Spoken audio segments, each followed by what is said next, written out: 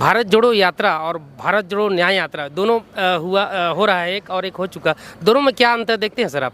देखो देखो कौन आया। आगे क्या क्या प्लान है, किधर किधर जाने का? इसके बाद हम हमारे सीएलपी लीडर चरणदास महंत जी को हमारे सोशल मीडिया में मैं देखा हूँ बहुत ज़्यादा एक्टिव रहते हैं आप, और बहुत ज़्यादा आपके फॉलोअर्स हैं, तो उन फॉलोअर्स को क्या कहना चाहेंगे? सबसे पहले तो मैं आपको बधाई दूंगा। 4 महीने की पद यात्रा उन्होंने की, कोई थकान नहीं, बल्कि उससे प्रेरित होकर दूसरी न्याय यात्रा उन्होंने निकाला है। किस तिथि को यात्रा समापन है सर? दोस्तों, भारत जोड़ो यात्रा चालू हो चुका है और माननीय राहुल गांधी जी आ चुके हैं अंबिकापुर में, और साथ में है देवेंद्र भैया। इनसे पूछते हैं कार्यक्रम का पूरा डिटेल। भैया, सबसे पहले आपका परिचय बता दीजिए। मैं देवेंद्र यादव हूँ। इस कार्यक्रम के भारत जोड़ो न्याय यात्रा उसकी ऑर्गेनाइजिंग टीम का सदस्य हूँ। जी। भैया, ये बता दीजिए कहाँ से चालू हुआ है और कहाँ से होके कहाँ जाएगा? देखिए, ऐसा है कि भारत जोड़ो न्याय यात्रा भारत में चल रहे जो 5 अन्याय हैं उसके खिलाफ हो रहा है। इन 5 अन्यायों में युवाओं के साथ अन्याय, महिलाओं के साथ अन्याय, जो सामाजिक न्याय होना चाहिए वो नहीं हो रहा है, आर्थिक अन्याय, इन सभी की भागीदारी होनी चाहिए, सुनिश्चित होनी चाहिए। इन सभी विषयों को लेकर राहुल गांधी जी निकले हैं और ये यात्रा मणिपुर से शुरू हुई है। मणिपुर से होते हुए नागालैंड, मेघालय, अरुणाचल प्रदेश, असम और वेस्ट बंगाल, बिहार, झारखंड, अब हम छत्तीसगढ़ पहुँचे हैं। जी, आगे क्या क्या प्लान है, किधर किधर जाने का? इसके बाद हम वापस हम जाएंगे। इसके बाद उत्तर प्रदेश, मध्य प्रदेश, गुजरात, राजस्थान और अंत में हम मुंबई में यात्रा को समाप्त करेंगे। किस तिथि को यात्रा समापन है सर? अभी तिथि उसकी निर्धारित नहीं है जी। भारत जोड़ो यात्रा और भारत जोड़ो न्याय यात्रा दोनों हो रहा है, एक और एक हो चुका। दोनों में क्या अंतर देखते हैं सर आप?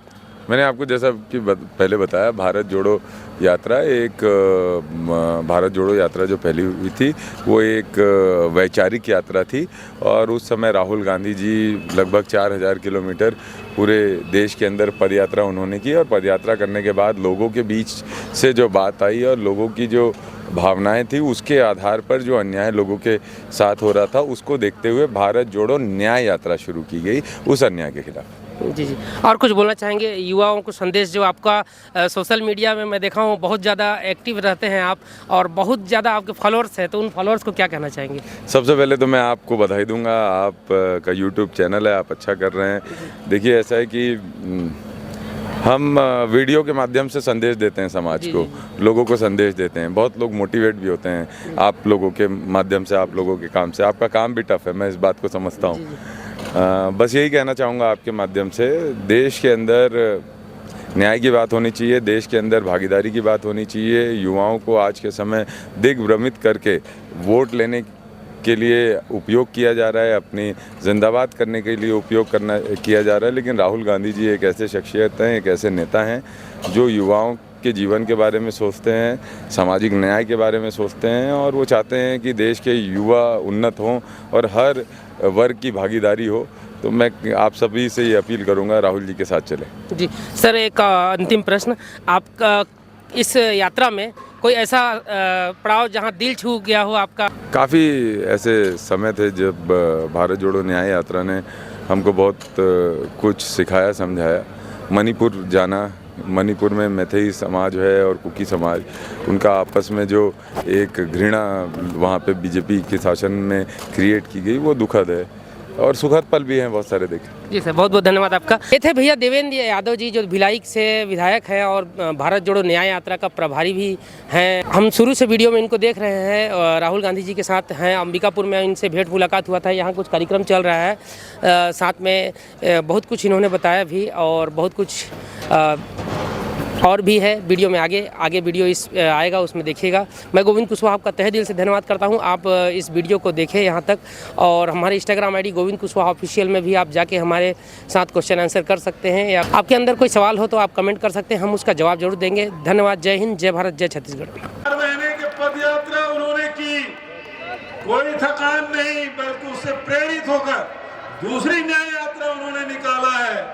देश को जोड़ने के लिए आपके कांग्रेस पार्टी का मंच है, और कांग्रेस पार्टी का एक कार्यकर्ता होने के चलते अनावश्यक हम इस सरकार की आलोचना नहीं कर रहे हैं। सरकारी आंकड़ा कहता है कि देश में, तो कहता हूं कि 100 से ज्यादा एमपी जो कांग्रेस पार्टी छोड़ करके गए हैं और आज भाजपा में एमपी बने हुए हैं, भाजपा के मंत्रिमंडल में मंत्री बने हुए हैं, जिस दिन उनका ईमान जाग गया ना, जिसका नमक खाए थे, उठाते हुए बहुत ही सम्मान के साथ हमारे सीएलपी लीडर चरणदास महंत जी को आग्रह करूंगा कि ये हमेशा मोदी गारंटी है, ये मेरा है, मैं काम कर।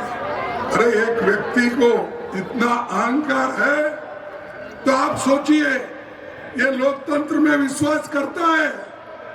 नहीं। इंडिया गठबंधन जब बना तो एनडीए का पता नहीं था, भाजपा की तरफ से नारा आया एक अकेला, याद है ना?